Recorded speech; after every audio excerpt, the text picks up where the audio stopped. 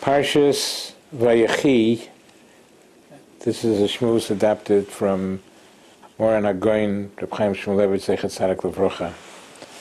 There's one thing that stops us from reaching, going higher, getting more inspiration, and being a better yid and doing things more correct and more proper. There's one thing. There may be many things, but one thing in particular that we'd like to speak about today is there's one thing, and the name of this thing is eingewöhnt in Yiddish. In Yiddish, it's eingewöhnt. We get used to a certain situation, and it's hard to get out of it. It's hard to improve. It's hard to become bigger. It's hard to become more spiritual. We're so used to doing things a certain way. And we could see this in the following Chazal, in Saita Daf Yud Gimel Amud Aleph. It says in the Torah, at the end of Parshas Vayechi, Vayal Yosef Likbar es Oviv, and Yosef HaTzadik went up to bury his father.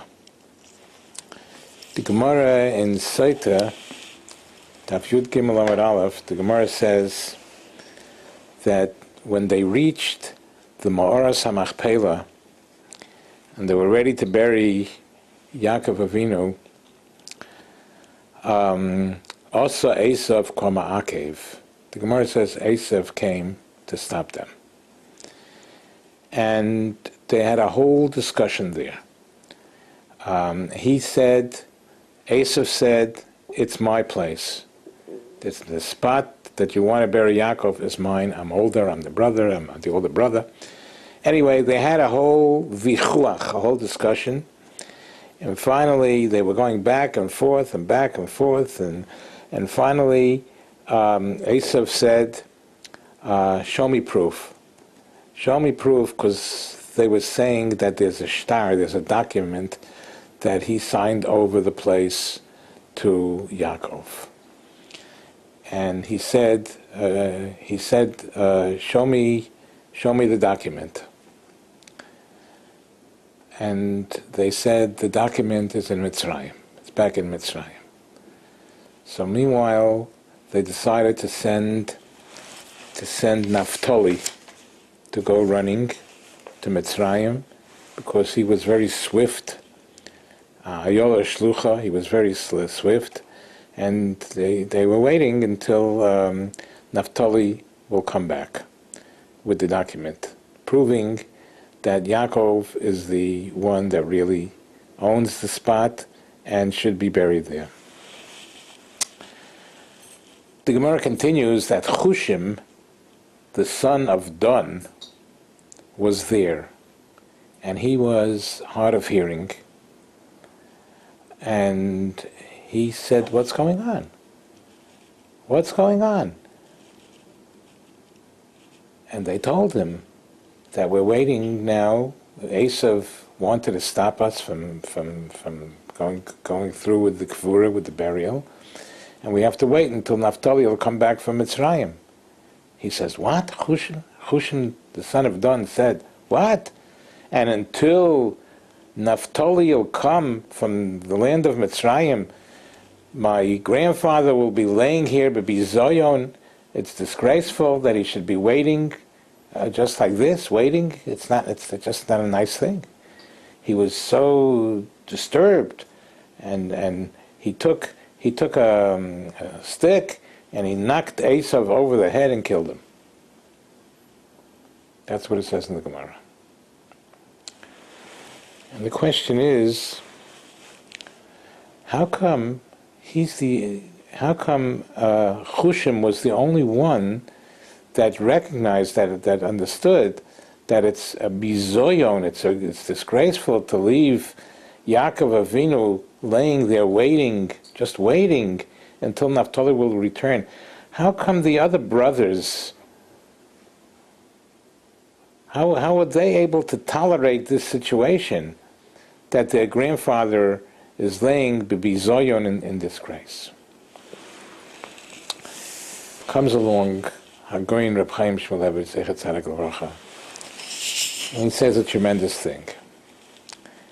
He says that there was a whole discussion going on, back and forth, back and forth, back and forth, and every second it was going by that Yaakov Avinu was laying with Bizoyon. They got used to the situation. They got used to the situation. In Yiddish we say they became eingewohnt. They became used to the situation that Yaakov was laying there. They were in the middle. They thought at this time they would prevail in the argument, and then Esav shot back with a response to their questions. Anyway, they became used to the fact that that Yaakov Avinu was laying in disgrace. But Chushim, who didn't hear any of the whole arguments, he didn't know anything. All he saw is that it's taking too much time, and he couldn't hear. He couldn't hear. He was hard of hearing and deaf, and so they became used to the situation, so that they were able to tolerate it. The brothers, Chushim ben Dana was a new thing to him. He heard nothing going on, and all of a sudden he sees they're waiting. They're waiting. So it hit him right away. He was not used to the situation. Since he was not used to the situation that Yaakov Avinu was laying in bizoyon and disgrace, he was not used to the situation. He was able to do right away to see this is wrong, and he took a stick and he killed Esav. So we see from here that getting used to a situation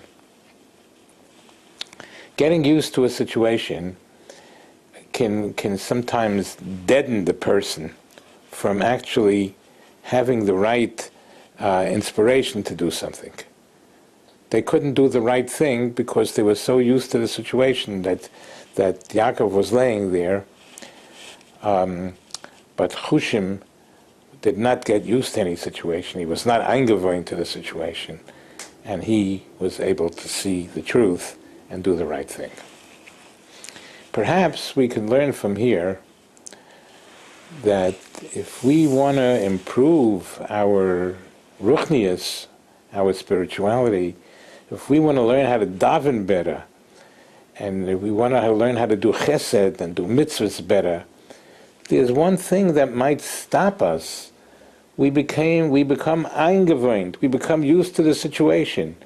Yesterday I davened, and 2 days ago I davened. Yesterday I did chesed. I did it. It's not fresh. It's not new. It's not new.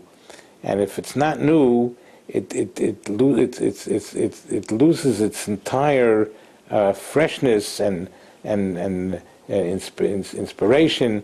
We can't improve because we're back. We're just used to doing what we're doing. It's sort of like rote.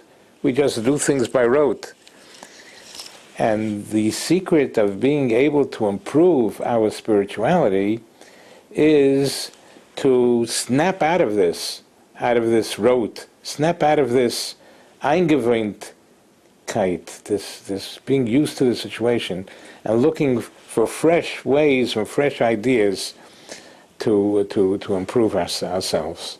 So we have to snap out of this rote that's throughout our lives, and we will be able to daven better. We're not davening because yesterday we davened, or we're not having kavanah in davening because yesterday that's the way I davened and I want to keep doing it. This is just doing things because I'm used to doing it. But we have to look for fresh ways how to open up the passages and how to improve and inspire ourselves with more spirituality. The Eibishter should help us that if we are aware of this, we will see that our whole Yiddishkeit will be improved. We should be zeicher to this. Amen v'amen.